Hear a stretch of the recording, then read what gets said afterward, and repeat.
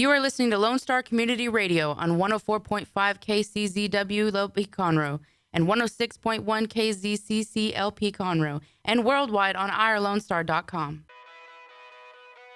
Welcome to Your Career. I'm your host and resident career expert, Todd Bermont, and we are coming to you live from beautiful downtown Conroe, Texas on Lone Star Community Radio, irlonestar.com, 104.5, 106.1 on your FM dial. And I am really excited today because there's just so much good news going on in the world today. And at least here in the United States, and but even more so, I'm excited because today's show is going to be all about veterans. Our veterans are the reason why I'm able to do what I'm doing right here on the radio right now, and veterans keep us safe and have served our nation and have made the country the great country that it is, and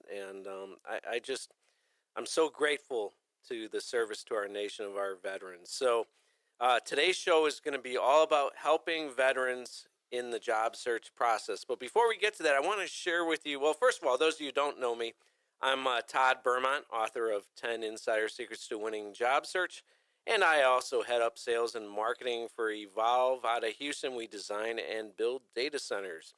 Some good news today. First of all, the unemployment report. Last week, the report for the past week that came out yesterday on Thursday, we had another outstanding report, 236,000 or so folks filing first-time claims, which was down from the previous week, so we always like to see that. Even more impressive, we are significantly below that 300,000 mark that says that, hey, we are in a good hiring economy right now.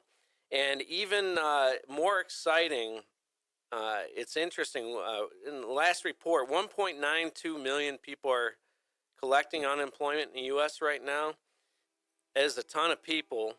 However, that is a number that has not been seen since November of 1988. So not since November of 1988 have we had statistics this good when it comes to the employment front. So those of you that are looking for a new job, or you're currently unemployed, not happy with where you are, there's cause for a tremendous amount of optimism on there.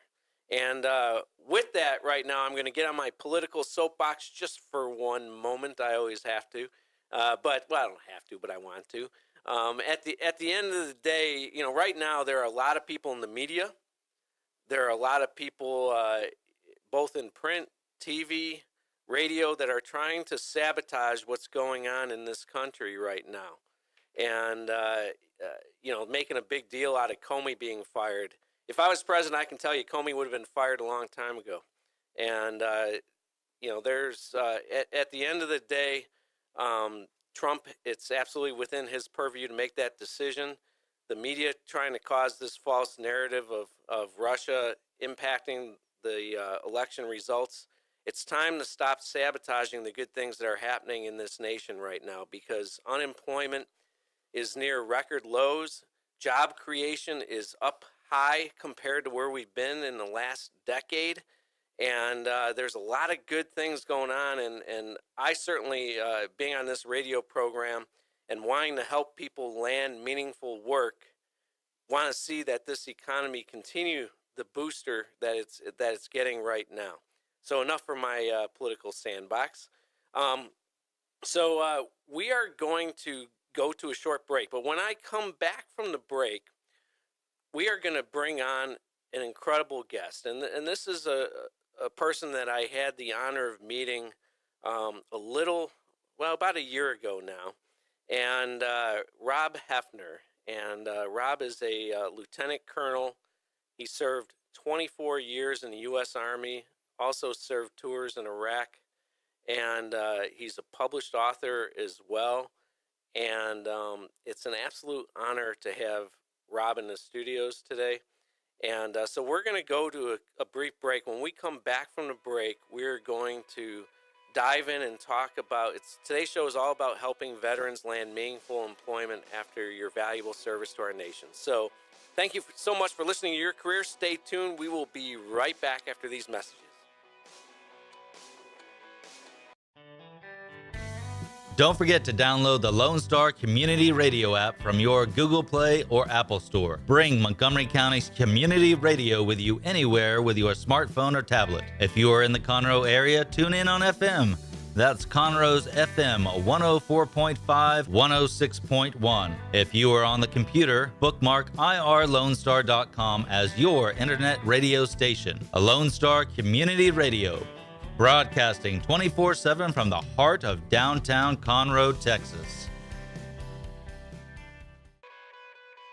Welcome back to Your Career. I'm your host and resident career expert, Todd Bermont. And in the studio today, we have Rob Hefner. Rob spent 24 years in the U.S. Army, was a lieutenant colonel, served tours in Iraq, and is just an incredible life story. And I've had the honor of getting to know Rob over the last, close to a year now. And we both have a similar mission. Even though I myself personally never served, I'm just so grateful to everybody in this audience and all of our veterans who have served that allow me to do what I do for a living and for me to be alive today. And it's just incredible gratitude. So with today's show, what I've seen over the years, and I've done a lot of workshops for veterans and helping folks with the job search process. And at times I've seen veterans struggle with the job search, and I thought it would be great to dedicate a show to this topic today and invite Rob on board. And Rob is very passionate about helping his fellow veterans as well land meaningful employment. So with that, I'm going to stop talking and welcome Rob to the show. Welcome. Well, I'm glad to be here. I was really pleased that you asked me to come up, and pretty proud that you've got me on the show today. What we're doing, I said come up because I live in Seabrook. We met down that way, and most of my efforts are down there. But that doesn't mean that I'm working with a guy in Spring who's trying to get a welding job, and an engineer from up in Conroe who's trying to get a job there, working with resumes and that sort of thing. So tell me about yourself and why you wanted to be here today. Well, as veterans go, I am disgustingly, embarrassingly average. I'm a walking stereotype for a veteran, and I don't mean the facial hair and the beer belly. That's not what I'm talking about. What I mean is from a career perspective. I knew I was going to retire. I prepared for it. I had a good resume. I actually did have a pretty good resume. I even had a LinkedIn profile, and I knew the job that I wanted, and I found it. And I had 3 days from the day I retired till the day I started a job. 6 months later, I was bored to tears. I'd been running as fast as I could go for 24 years, and then nothing. It's like the wheels fell off. There was no challenge at all. Somebody offered me a challenge, and I jumped. This is a bad decision, a really bad decision. So from your perspective, well, first of all, how long have you been out of the military now? I retired in August of 2014. 2014. And from your perspective, what are some of the biggest challenges you've gone through when it comes to making the transition from military to civilian life? There's two of them. The two that I'd like to talk about. One of them is figuring out what skill sets we have. Military skill sets don't necessarily translate. I'm a tanker, okay? That doesn't necessarily mean that all I did was drive tanks around. I'm an operations guy from the Army, but that doesn't mean I spent all my time doing what the civilian world understands to be operations. I had 2 years as a logistician, but you're not going to find that anywhere. I had a lot of years as a trainer, building classrooms, hiring professors, building curricula, all those kind of things that you'll never find in a skills translator or something like that. Yeah, I'd like to talk about that more in depth because one of the things I've noticed over the years, I guess everybody that serves has like an MOS code of some sort. And what does the MOS stand for? Military Occupational Specialty. Okay. Military Occupational Specialty, all right. And you see people like me, it's like even MOS, what is that, right? And most civilian managers, are not well attuned to the military lingo. And, one of the things that I've seen with those translators is it seems to really pigeonhole veterans into certain occupations, like saying, well, you should go into being a security guard or a fireman or something like that, or a policeman. And I've just seen, I'm in the data center industry. And throughout the years, I've just seen, for instance, that veterans have done so well in the data center industry. And a lot of people never even think to go into this as an opportunity, because at the end of the day, first of all, the pay is extremely well. For skills that veterans bring to the table, it's not at all unusual that they'll be able to earn a salary of well over $100,000 a year with the skills that veterans bring in. The data center environment is very, I can imagine, similar in some respects to the military, as far as a 7x24 operation, one where you have to follow very specific procedures and a lot of logistics involved and everything else. And different grade levels, and to me, the veterans that I've seen working in the data center space have done phenomenally well. But an MOS translator is never even going to bring that up as an option for somebody that was a tanker, for instance. And I'm wondering if you can comment on that a little bit. Yeah, another one of the things I did, I was a project manager for a multi-million-dollar IT program as an additional duty. There is really no good way to translate that. When you came in today to the coffee shop where we met next door, I was responding to a comment on LinkedIn about how do we help veterans figure out how to translate military skills to civilian application. And my response was, there's no software that's going to do that effectively. It takes somebody with a foot in both worlds, somebody that has at least good exposure on both sides of that divide, so that we can take something like operations manager or S3. That's a great one. I was an S3 or a G3 for pretty much all of my career. See, I would have no idea, like, what is an S3 or what is a G3? I have no idea what that is. S3 is operations and training manager at battalion and below. Think 600 people. G3 is the same duty description, but think 3,000 people. So wait a minute. Does that mean that basically 3,000 people would report into you at that level, or what exactly does that mean? Back up a little bit and think about what the Army provides. Okay. We don't create anything. We don't have a product necessarily. What we provide is trained and ready soldiers. And it's the same for all the military. We provide trained and ready soldiers to serve as a deterrent. So in the military, training falls under operations, because training is what we do. It's our only real product is a trained and ready soldier, not under HR. It's a lot different the way the jobs that we think we have in the military can apply to the civilian world. Saying you're operations manager implies, saying you're an S3, implies some understanding of logistics. It implies a good understanding of training and some experience as a trainer most of the time. And it implies orders and writing capability. When I say orders, I don't mean, you listen, do what I say. I mean writing a document that clearly delineates who's responsible for what in order to achieve a specific objective. Those are all skills that if we capture them properly on a resume, a lot of people are looking for them.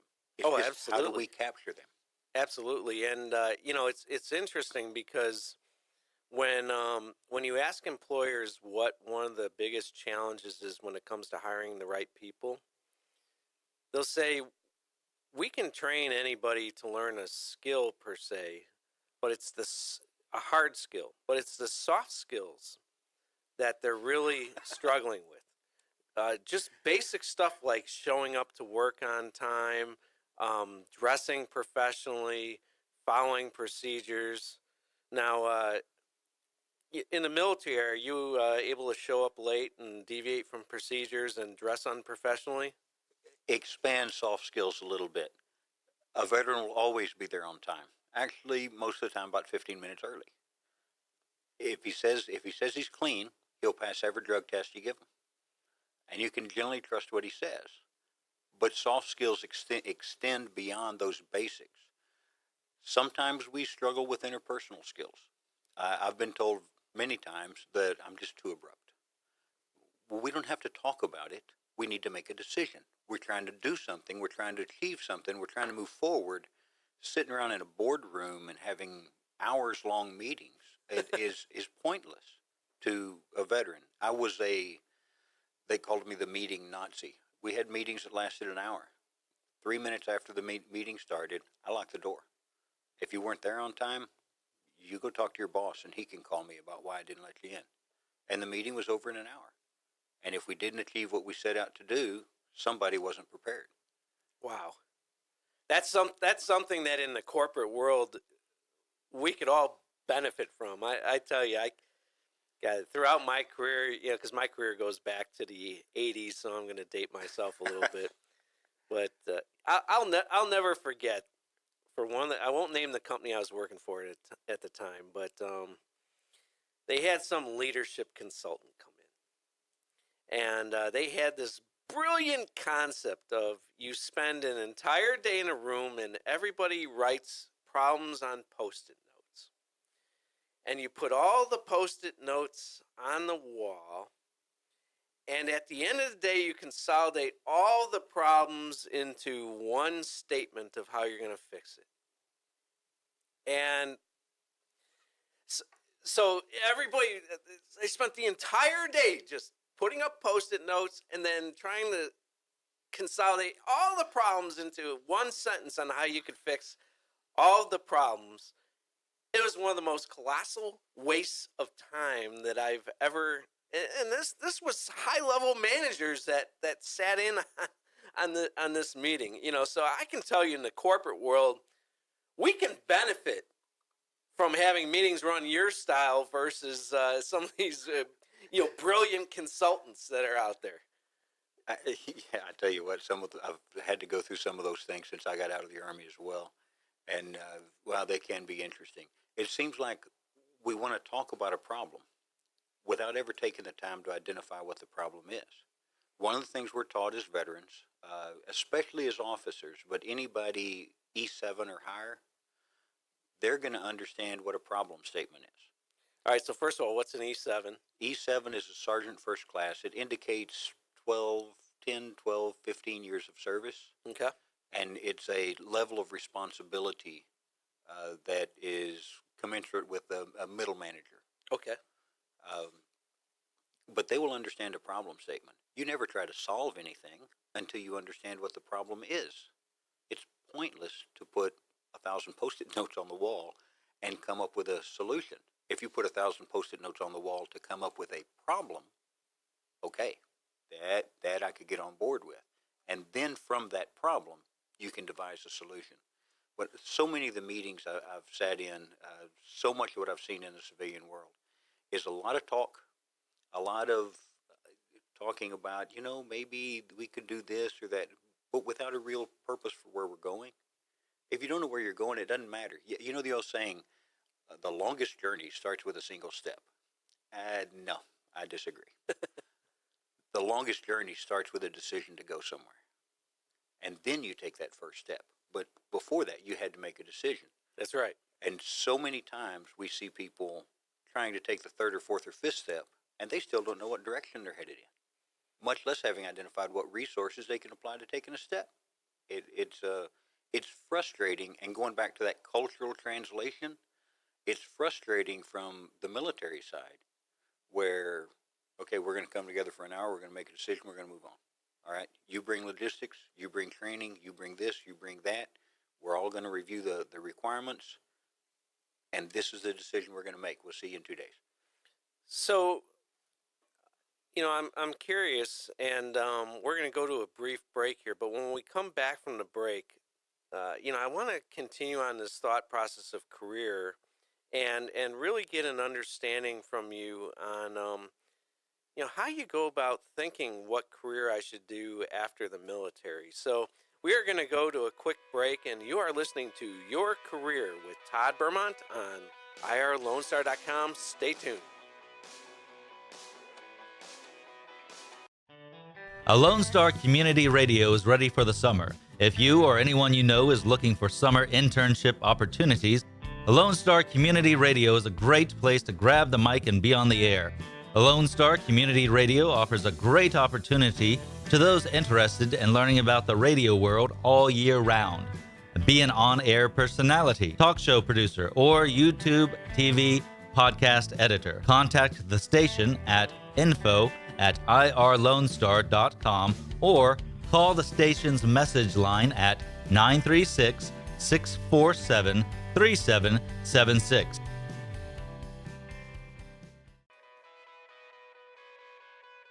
Welcome back to Your Career. I'm your host and resident career expert, and today's show is all about helping our veterans land meaningful employment after your valuable service to our nation. And today I am absolutely honored to have Rob Hefner as our guest in the studio today. Rob is a former lieutenant colonel in the Army, spent 24 years.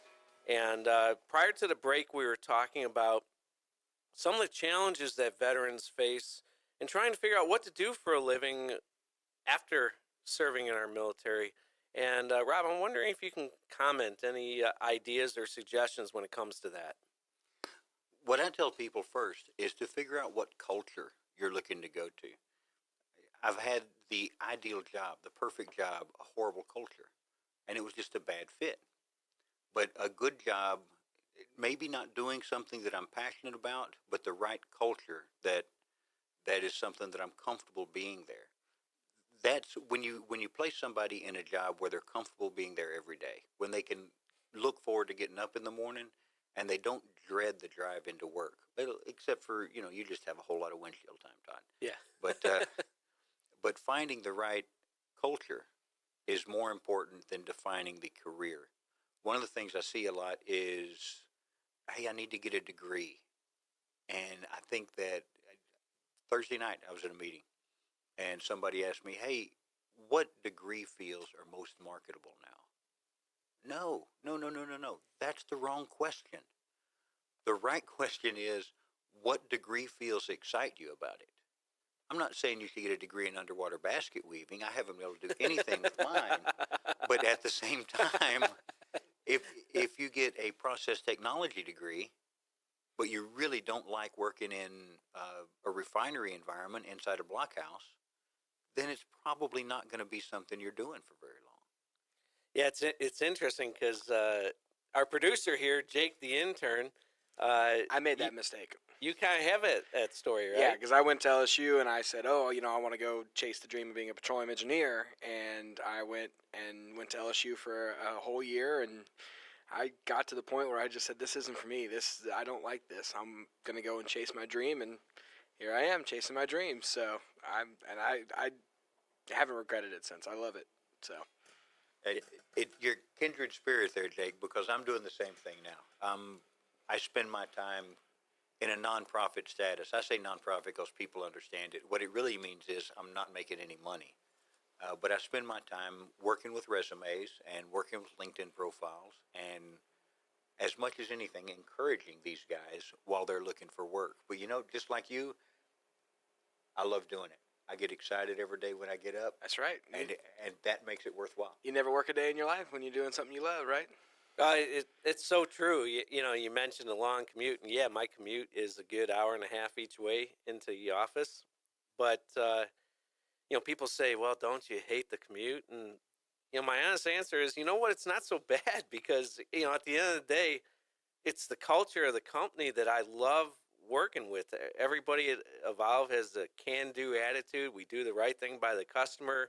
The president of the company does an incredible job by the employees, and it's just a great culture to be around. So your comment about culture is so spot on, because it is so important to not only define what it is that you really want to do for a living, but what type of people do you want to work with? And one of the things that, and we're going to talk about this more in the second half of the segment, but one of my biggest pet peeves is a lot of veterans will leave military service off of their resume. And they'll say, and I'll ask, well, why are you doing that? And they'll say, well, there are a lot of employers out there that maybe have a negative feeling about veterans. And my answer to that is, would you want to work for somebody that has no respect for veterans? No way. Why would you even want to be in that environment to begin with? You should be damn proud of the incredible service to the country and highlight that on the resume. Sorry, I got my soapbox a little bit. You know, Todd, I'm supposed to be the passionate one here. That's what you said earlier, okay? Tone it down for us. Tone it down. But you are spot on. There's if you can't hide your light under a bushel. You can't hide the fact that you were a veteran. I can pick them out walking down the street. You can't hide the fact that you're a veteran, and especially in a work environment.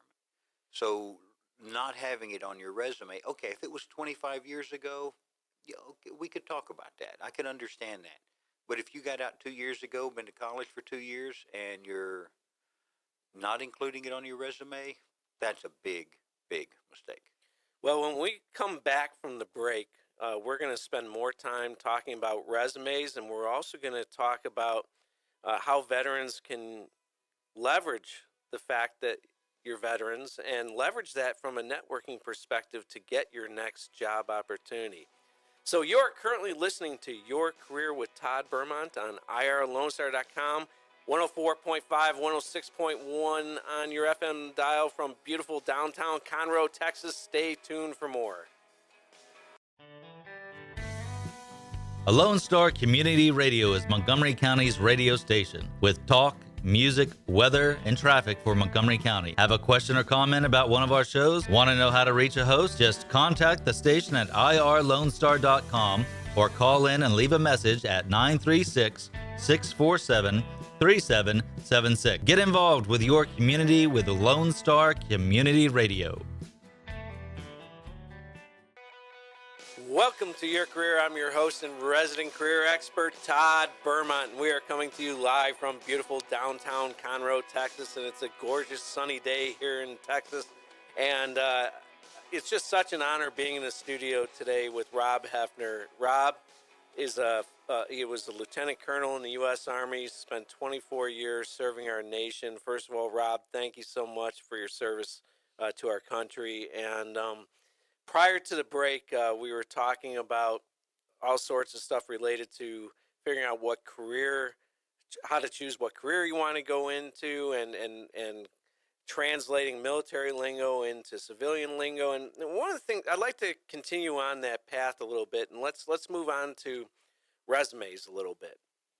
And I believe you had made the comment earlier that a lot of times the resumes are a bit lacking when it comes to veterans, and what are some of the biggest mistakes you see on resumes, and how can we correct those mistakes? I'm a writer, so resumes are, I like to play with it, trying to find the right words to convey the right message. And one of the things I see all the time is I am a motivated individual looking to utilize my skills with your... Why do you have that on there?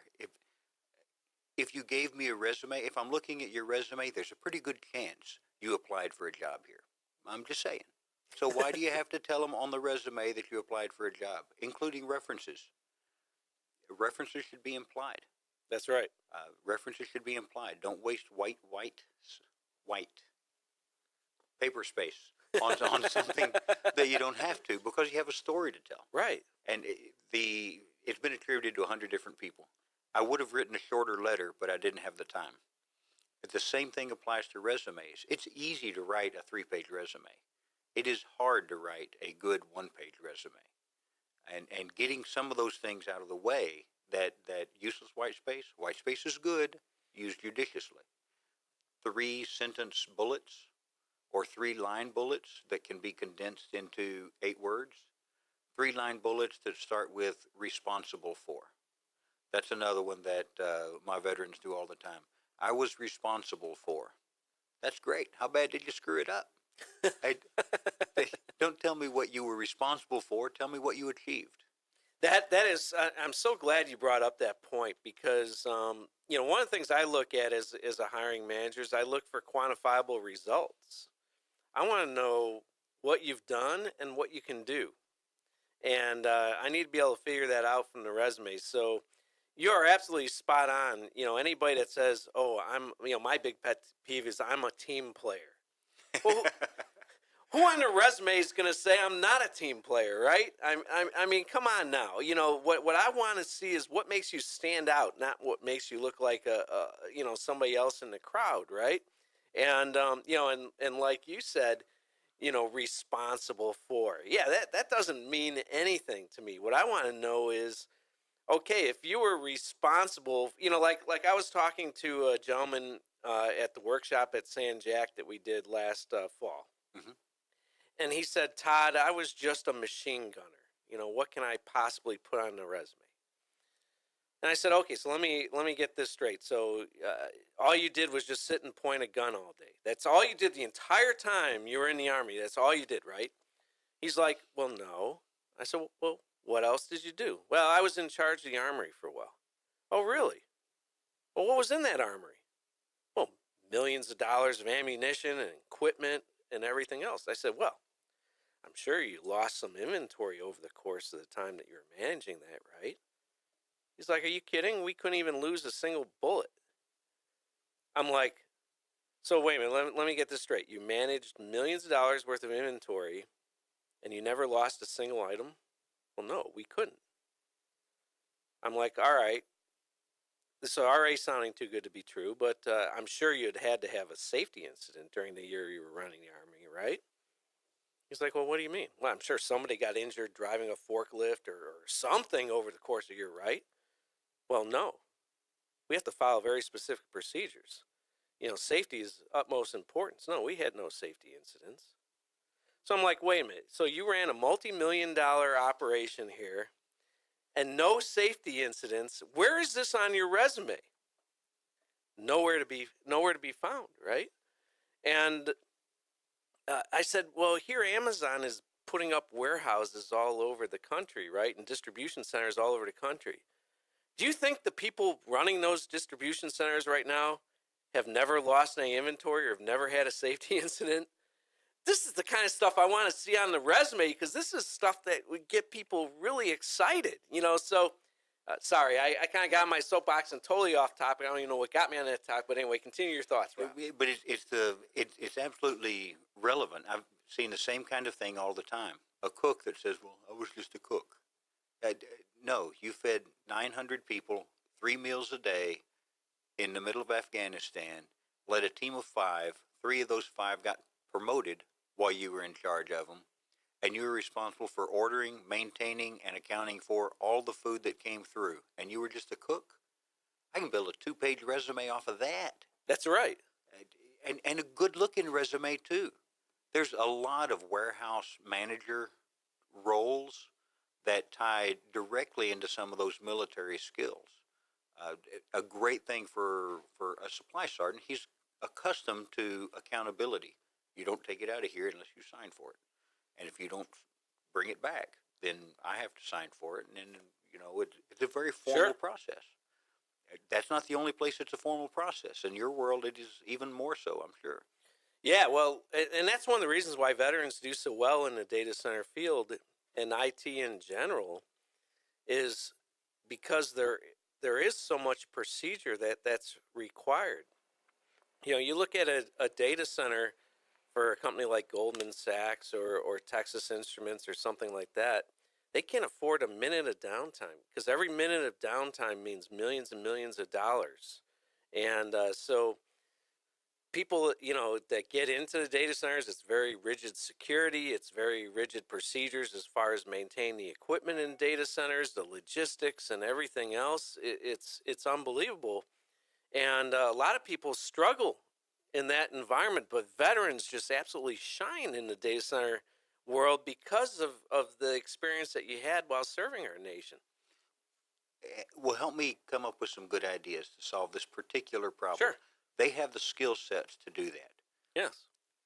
But rarely do uniform veterans uniform soldiers get the chance to go through all the training to get that alphabet soup that comes after your name, CSSSP, all that other stuff. It's hard to get those initials there. And without those initials, the right ones, sometimes it can be really hard to demonstrate what you're capable of. Let me ask you a question. So those uniform veterans, are you saying they've, like let's say they worked with Cisco routers, let's say, and there's a designation. Yeah, I forget what the designation is for Cisco routers, but there is a network designation, 3-letter acronym or whatever. They've likely worked on that equipment, right? Yes. It's just that they didn't get the official blessing or certification, right? Is that what you're saying? An easy to understand example: a truck driver for the Army can spend 20 years driving semi-trucks and larger trucks for the Army, doing heavy haul and everything else. He retires, he doesn't even have a CDL. He can't get a truck driving job. He has to go back through newbie school to learn how to drive a truck that he's been doing for a long time. The same thing applies in a lot of instances. It's always this way. But a lot of guys that have the experience in the data center environment and that have the skill sets and want to apply them have struggle opening doors because they don't have those alphabets after their name. How do you get past that?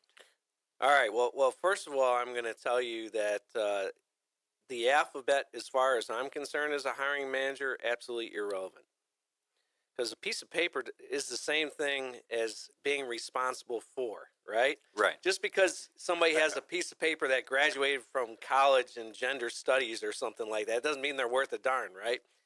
Having a college degree, who cares if it's a worthless degree or if they didn't learn anything that's valuable to getting the job done? So wait a minute. Are you throwing shade at my underwater basket weaving degree? Not quite, because that is an important degree. But no. I mean, the bottom line is, hiring managers want to know that you can step in and do the job. So, as far as I'm concerned, whether you have the credentials or not, if you can do the job and you've proven to be able to do the job, that's what it takes. Now the problem is though is when it comes to these online applications. All right. Now so many veterans and people in general make the mistake of thinking that the way you're going to get your next job is through applying online. And I'm going to tell you that's absolutely not the case, because first of all, 8 out of every 10 new jobs are never advertised. The job I'm in today was never advertised. They created the position because the person I work for wanted to bring me on board, and they figured out a way to create the position to bring me on board. It was never advertised.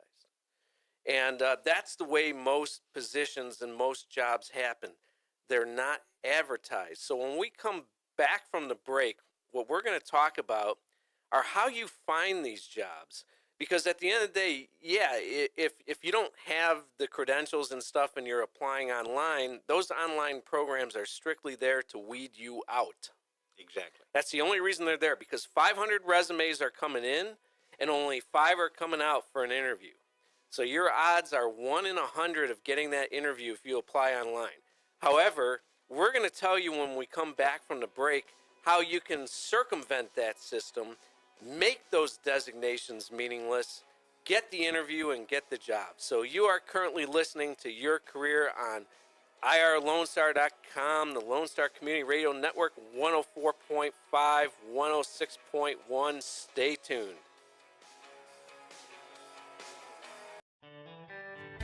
A Lone Star Community Radio is looking for those who are interested in hosting their own talk show, with monthly and weekly slots available on Conroe's FM 104.5, 106.1, and on irlonestar.com. Start your own podcast, create your first YouTube channel, and be on TV. Contact Lone Star Community Radio online at irlonestar.com or call the station message line at 936-647-3776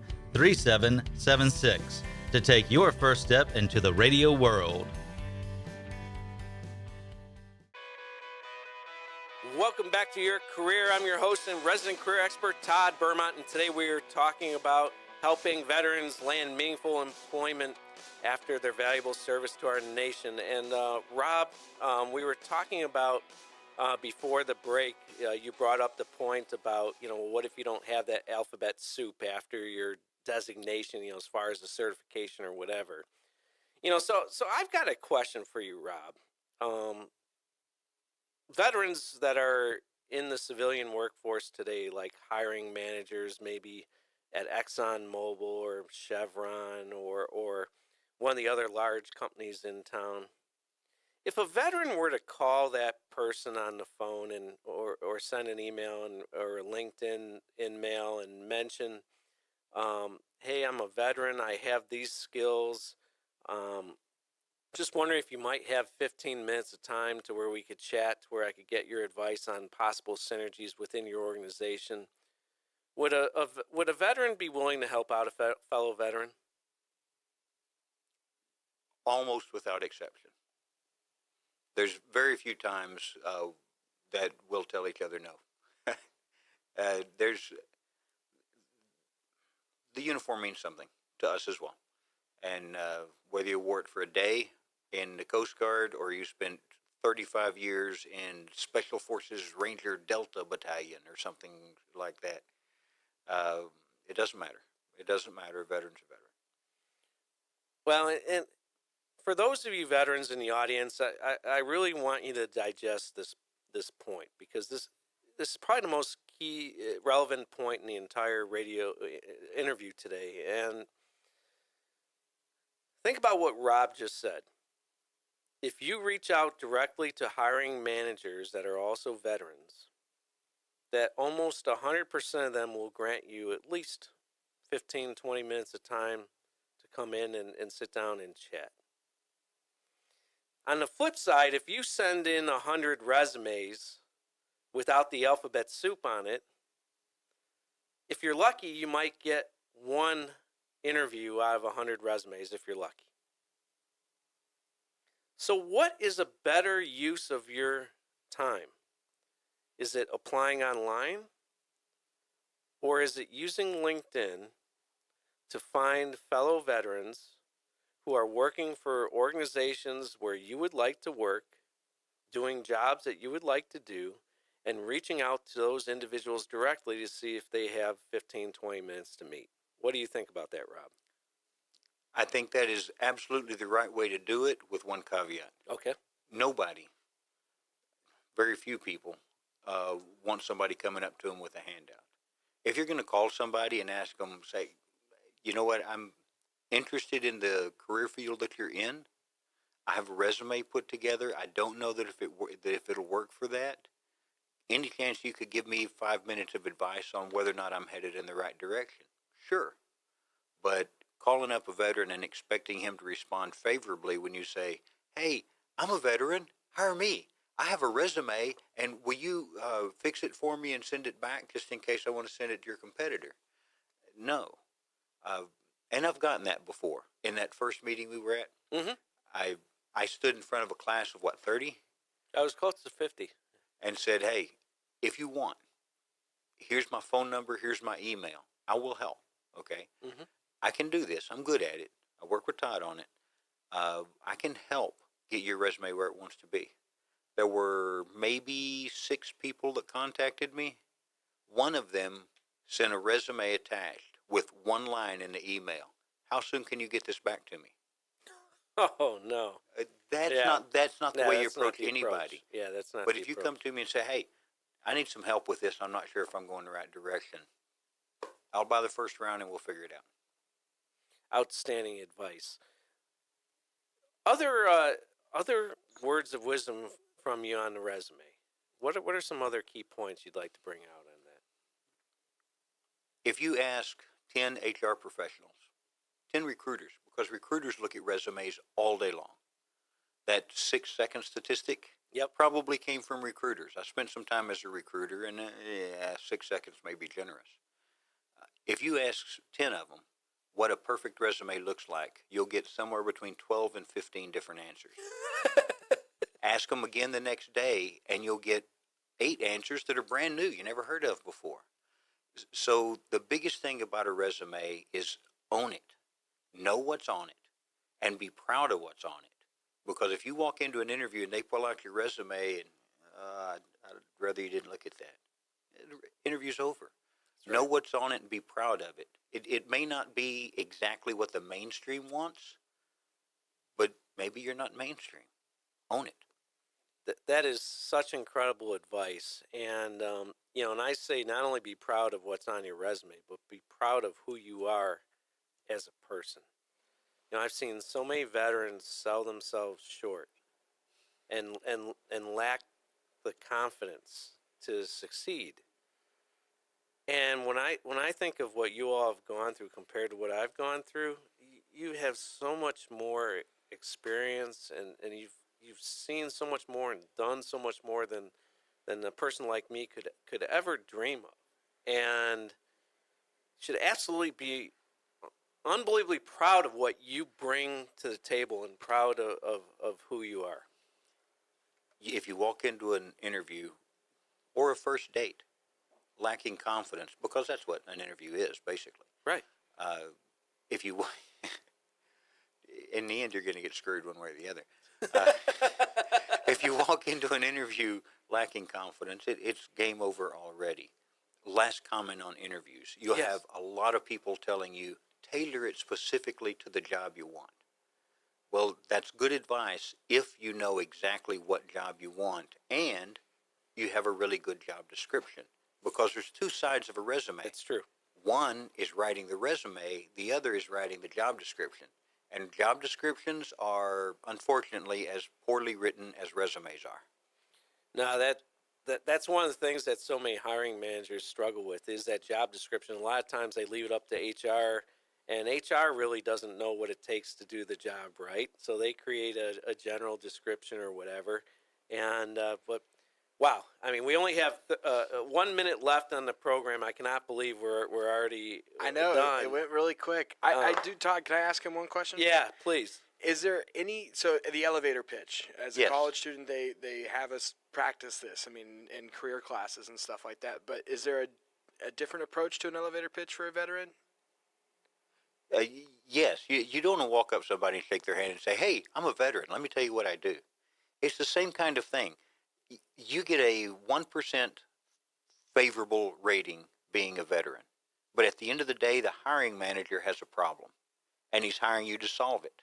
Your elevator pitch needs to pique his curiosity that you can maybe do it. And doing it any different than anybody who's not a veteran, that initial response could send up a red flags, but it's not likely to send up big green flags. I got to talk to this guy. So it's the same way. It needs to be practiced just as much. Okay, I was just curious. Outstanding. Well, this hour is absolutely flown by today. And Rob, I cannot thank you enough for your time today. It's been a pleasure. And for your service to our nation. And folks, I hope you listen to this program over and over again on podcasts. We're on YouTube. We're on SoundCloud. We're on the radio station website as well.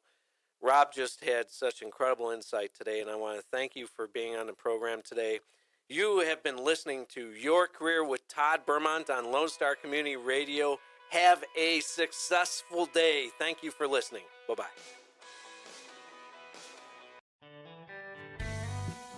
Our talk shows and music shows are looking for sponsors. Want to expand your brand awareness? Reach the hyper-local audience in Montgomery County? The Lone Star Community Radio sponsorships accomplish this. Want to see our stats and rates? Check out irlonestar.com/sponsor for more information. Or call in and leave us a message at 936-647-3776 with your question. Get seen on TV or YouTube and heard on our podcast, FM, and internet radio. Sponsor your local radio station with Lone Star Community Radio.